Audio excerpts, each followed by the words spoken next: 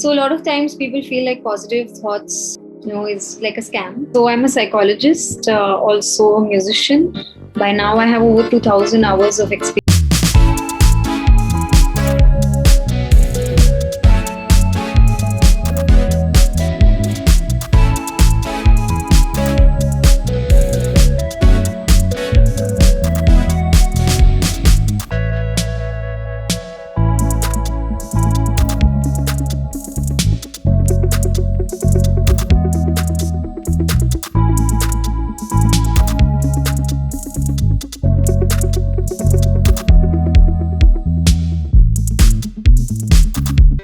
If you want to go to the scientific basis of how these things work, firstly, obviously saying good things to yourself. So when somebody else appreciates you, you feel happy, right? Happy hormones are released in your body.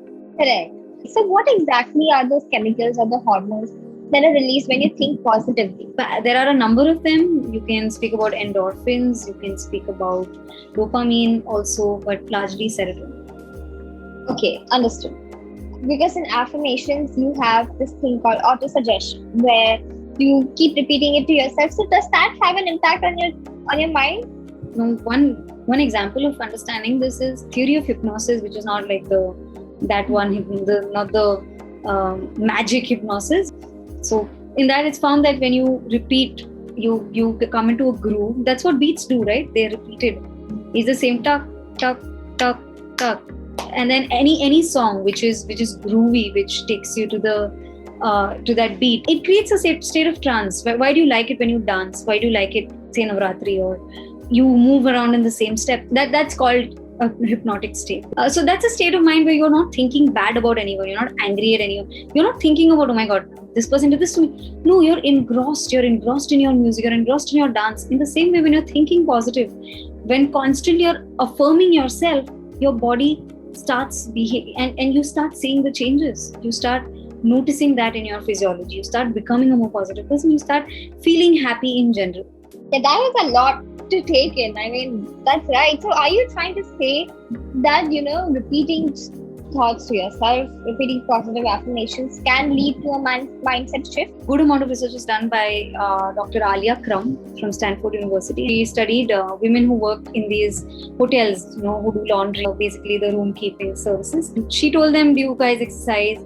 Like, no, look at us, our life is so busy, we are just constantly doing these things and there's no time to exercise and no time to take care of our health. And they were just, that was what their mindset, that their thoughts and their beliefs, that's what they were telling themselves every day. And she took like a team of doctors and she said, in the work that you do, when you go to rooms, you do room service, you're burning these many calories. And people actually lost significant amount of weight in 1 month. They didn't do anything new. They didn't change anything. They were doing the same job. It's just a change of mindset because you looked at the other side of the picture. But what about those who rely on negative reinforcement? So it has consequences. It's a quick solution. I can shout at you, I can beat you and get things done. But that has it has an impact on your mind. So if you can just do it the positive way, unless obviously then it becomes like a situation is completely out of hand. There are 3 levels: empower, negotiate, and dictate. So if it works with empower, best. And only in emergency situations there is a need to dictate. That's what Is there anything else you would like to add? A lot of times people who come with the social phobia, like people will judge me. A lot of times we are doing this to our own selves. We are judging our own selves. We are making our self-worth contingent on success. Because one person has a job and one person doesn't, does not mean that the person who doesn't have a job is less worthy or the person who has a job is more worthy. It's just situation.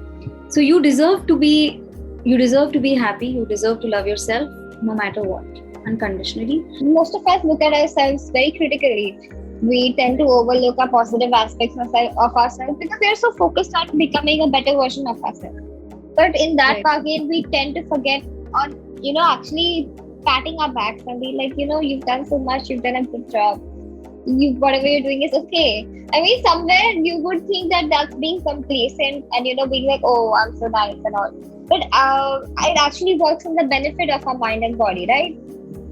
Right. I think allow yourself to have the opportunity to make mistakes. Forgive yourself, because if you don't, it might lead to serious physical disorders. And that's not giving you a solution. So rather than that, if we can focus on being kind to ourselves, I'm sure we can become better versions of ourselves. Wow, this conversation has been packed with amazing insights, and I'm sure people watching this are they've been awed by the knowledge that is given them. So thank you so much, Jahnavi. Thank you for sharing all of your thoughts on affirmations and how they impact our minds. And I'm sure we are taking back a lot from this conversation.